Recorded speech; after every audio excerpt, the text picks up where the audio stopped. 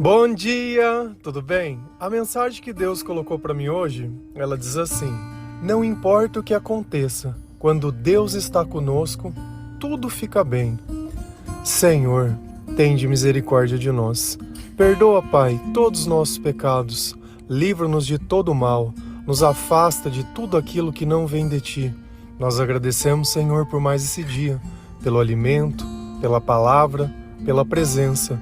Aceita, Senhor, essa nossa oração, esse nosso louvor, pois nós Te amamos, bendizemos, adoramos. Somente Tu é o nosso Deus e em Ti confiamos.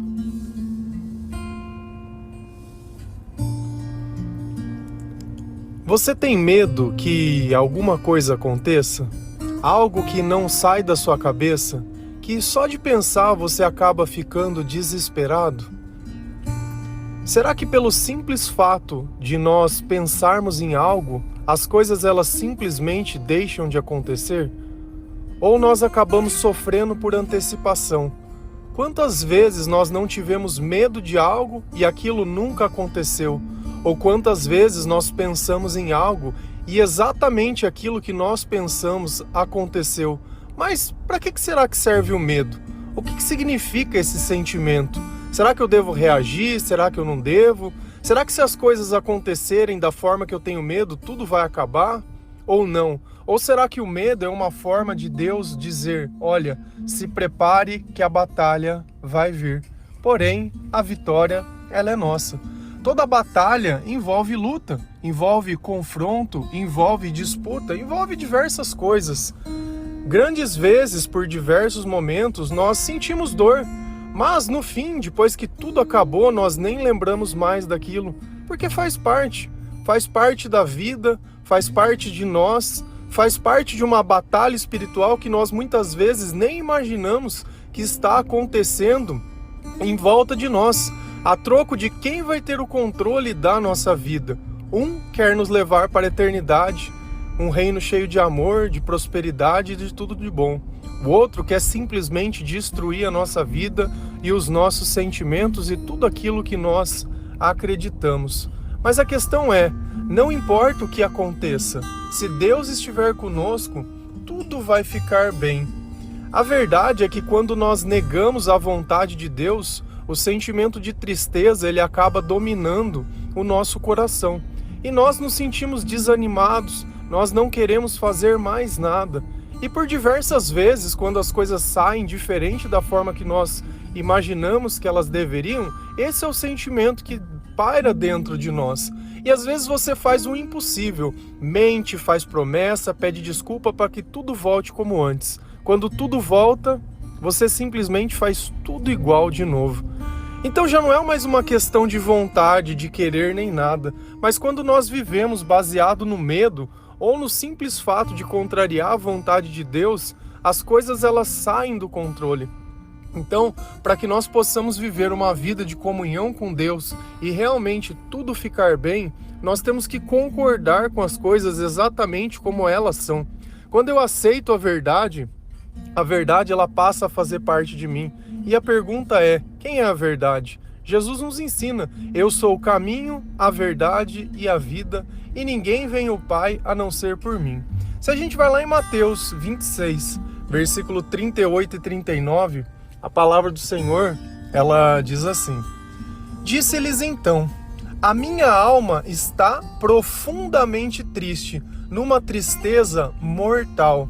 Fiquem aqui e vigiem comigo.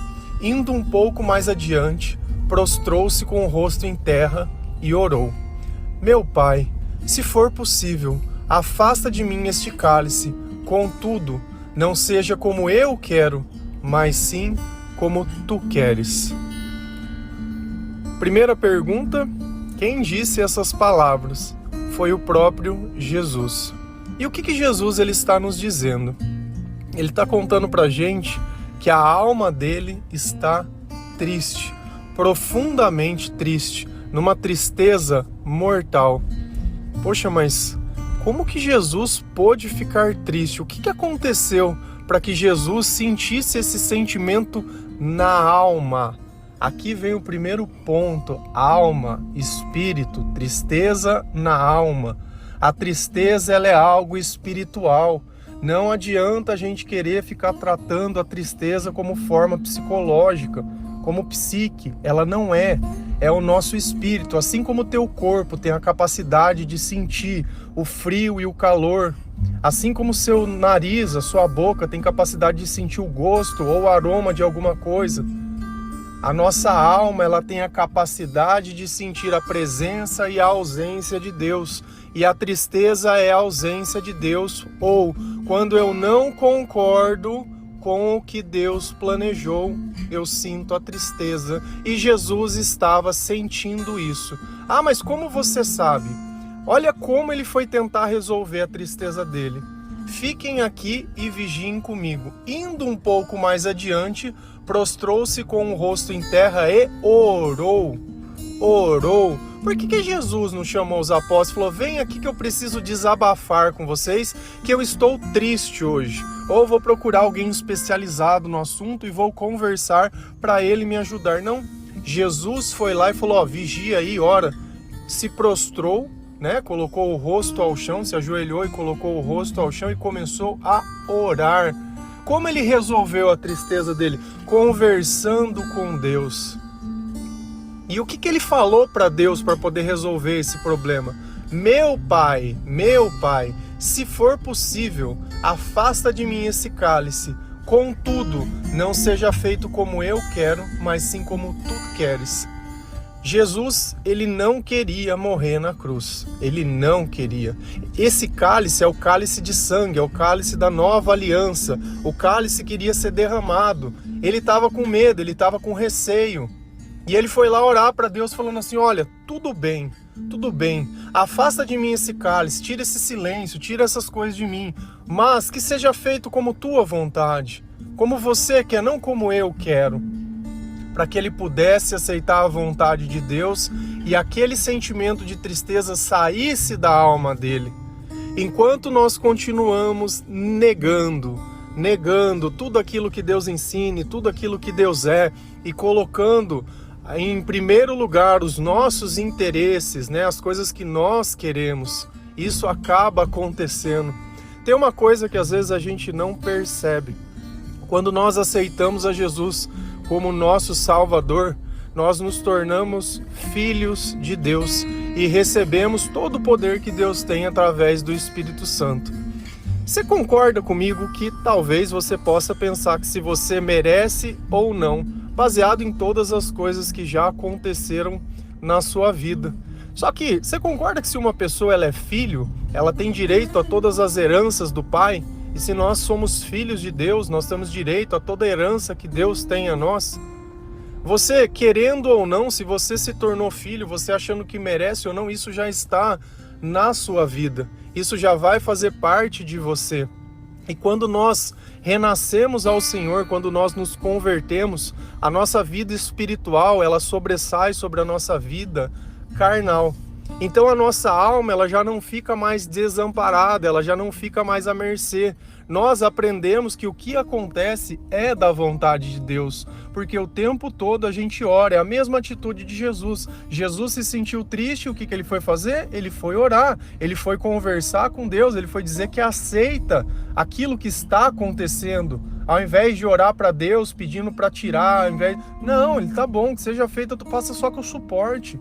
Faça que eu consiga passar por tudo isso.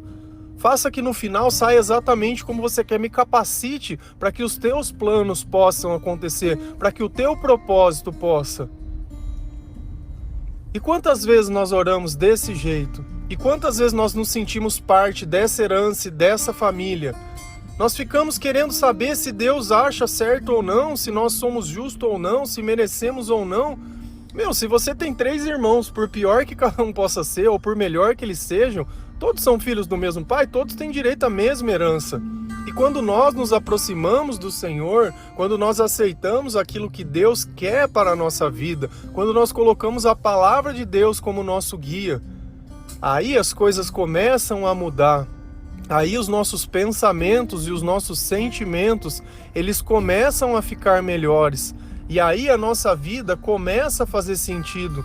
E aí nós começamos a perceber que não importa o que aconteça. Jesus, ele estava diante de uma crucificação, ele sabia toda a dor, toda a humilhação, ele sabia de tudo que ia acontecer com ele. Ele foi buscar refúgio na oração. Ele podia ter fugido. Ué, o que nós normalmente fazemos quando tem um problema? A gente foge, a gente deixa de fazer, a gente não cumpre, a gente mente, a gente engana, a gente se esconde. Não, ele falou, tá bom, vamos enfrentar. Então esse é o ponto. O medo não vai deixar do que as coisas aconteçam. Então nesses momentos, é os momentos que nós temos que orar mais, que louvar mais, que adorar mais, e que se tiver que acontecer, vai acontecer. Só que é sempre do jeito que Deus quer, sempre no meio da vontade dele. Porque por muito tempo nós vivemos apenas buscando os nossos próprios interesses. E aí quando vem um problema, você quer jogar na mão de Deus e falar assim, olha, resolve aí. Resolve aí. Nunca conversou, nunca falou, nunca orou, nunca acreditou, nunca nada. Aí a bomba estoura e pergunta, onde está Deus? Onde estava Deus? Por que eu não me sinto bem? Por que eu não sou feliz? Como que é ser feliz longe de Deus? Não tem jeito. Nem Jesus estava imune a isso. A presença e a vontade de Deus, elas são soberanas na nossa vida. E os nossos sentimentos, eles vão testemunhar se a nossa vida está de acordo ou contra a vontade de Deus, e os nossos planos estão a favor ou contra. Quando nós estamos exatamente alinhados com Deus, pouco importa o que esteja acontecendo, nós estamos aptos e capacitados para viver tudo aquilo que tiver que acontecer para a honra e glória do Senhor, não para nossa. E às vezes o problema é justamente isso, fere os teus interesses, mas que diferença vai fazer? Às vezes as coisas que você reclama hoje, você sempre teve a vida inteira. Só que porque perdeu, agora parece que começou a ter um valor. E às vezes não é nem valor porque tem. Às vezes é apego, às vezes é medo, às vezes pode ser qualquer coisa. Quando nós usamos as coisas para o nosso testemunho, dizendo, olha, foi graças a Deus que a minha vida ela foi restabelecida, foi graças a Deus que eu comecei a viver novas coisas. Aí legal, aí é um testemunho excelente. Agora, simplesmente para seus belos prazeres e isso não tem nada a ver. Se a gente vai lá em Salmos 84, versículo 4 e 5, a palavra do Senhor diz assim: como são felizes os que habitam em tua casa, louvam-te sem cessar. Como são felizes os que em ti encontram força e os que são peregrinos de coração. Olha onde está a nossa felicidade. Se na contrariedade do Senhor está a tristeza, quando eu busco a sua presença, eu sinto felicidade. Felizes os que habitam em tua casa. Quem é a casa de Deus? Nós somos a casa, nós somos o templo do Espírito Santo. Quando o Senhor habita em nós, e dentro de nós ainda tem louvor, tem adoração, tem gratidão e todas essas coisas, você acha que o Espírito Santo não vai querer ficar ali? Não vai querer continuar derramando bênção, sabedoria e todas as coisas, curando, ajudando? E aqui a palavra nos ensina que em ti encontram força. E às vezes nós nos sentimos cansados e desanimados. O que está faltando na nossa vida? A presença do Espírito Santo. Como eu chamo o Espírito Santo? Oração. Sempre a mesma receitinha de bolo. O problema é que você não faz. E aí você quer o resultado de Deus sem ter intimidade com Deus. Aí você tenta usar um irmão de muleta espiritual. Vou pedir para alguém orar, vou pedir para alguém fazer. E se caso alguém não faça, você vai buscar outro jeito disso acontecer. Isso está tudo errado. Nós precisamos ter intimidade com Deus. Nós precisamos buscar o Senhor. Nós que temos que ler a palavra de Deus. Nós que temos que ajudar a evangelizar as pessoas. Você recebe esse devocional, escuta, se sente bem. Cara, você imaginou que tem gente que poderia estar sentindo a mesma coisa que você, se você simplesmente compartilhasse ele? E mais, quando você compartilhar, pergunta, e aí, você ouviu? Você gostou? Dá testemunho. Nossa, no começo eu me sentia assim, agora é diferente. Nossa, Deus tem mudado a minha vida, Deus tem mudado os meus pensamentos. O teu testemunho vai ajudar outras pessoas a encontrar a luz, porque agora você é luz, porque agora você é sal, porque agora você ajuda. Mas eu tenho muitos pecados. Todos nós temos. A nossa conversão, ela começa exatamente assim, é renunciando ao pecado, é no meio de todo mundo, é com aquela vida toda errada.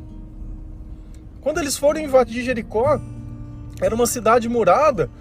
Quem que os espias que o Senhor mandou lá encontrou? Uma prostituta. E quem que ajudou eles? A prostituta. Estava numa vida totalmente de pecado, mas a partir daquele instante que ela viu que a vida dela podia ter uma utilidade maior, ela aceitou.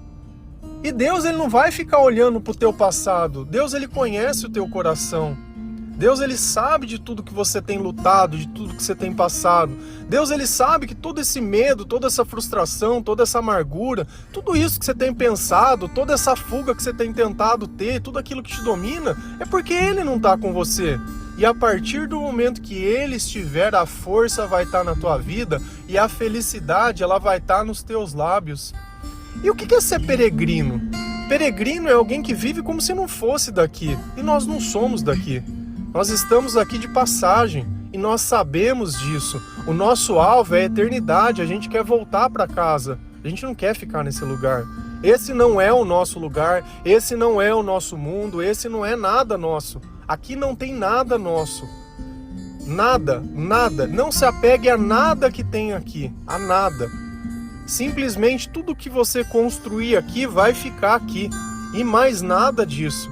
Então coloca o teu coração no lugar certo, nas coisas que são do Senhor, nas coisas que são do alto.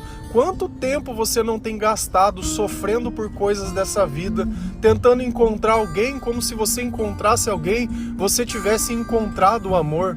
O amor que você sente falta chama Jesus Cristo. E a partir do momento que você entrega a sua vida para Ele, você se torna filho de Deus. E a partir do momento que você se torna filho ou filha de Deus, você acaba de se tornar herdeiro de todas as promessas de Deus. Você tem um pai, e um pai que é bom, e um pai que ele cuida de você. Diferente de todas as outras pessoas, que a partir de um instante que você não fizer o que elas querem, ou cometer um erro, ou qualquer tipo de coisa, elas vão te descartar. E vão te julgar como a pior pessoa do mundo.